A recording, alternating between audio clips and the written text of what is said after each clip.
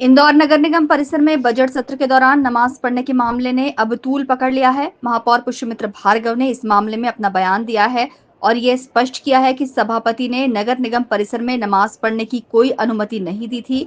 महापौर ने कहा कि बजट सत्र में करीब 9 घंटे तक सभी पार्षदों ने अपने विचार रखे और सार्थक चर्चा हुई। सत्र के दौरान सामान्य लंच ब्रेक होता है और सभापति ने लंच ब्रेक की घोषणा की। इसके बावजूद सभापति जी ने कभी भी परिसर में नमाज पढ़ने की अनुमति नहीं दी थी। लेकिन अगर मुस्लिम पार्षदों को नमाज पढ़ना ही था तो नगर निगम मुख्यालय के आसपास कई मस्जिदें मौजूद हैं।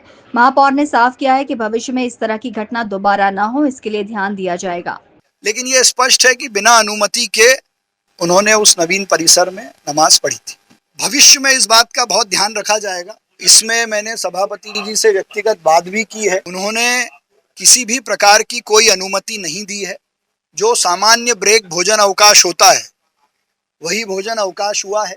और मेरा ये भी मानना है कि दिन भर में यदि पार्टी व्हिप जारी ना करे तो पार्षद अपने किसी जरूरी काम के लिए जाके आते भी हैं। और निगम परिसर के आसपास भी बहुत सारे अच्छे स्थान हैं जहां नमाज पढ़ने की व्यवस्था भी है, मस्जिद भी हैं। लेकिन ये स्पष्ट है कि बिना अनुमति के उन्होंने उस नवीन परिसर में नमाज पढ़ी थी। भविष्य में इस बात का बहुत ध्यान रखा जाएगा। मैं सभापति जी से इस बारे में और परिसर के और परिषद के नियमों में भी इस बारे में हम बात करेंगे एक बार। भविष्य में इस तरह की कोई अनुमति ना हो।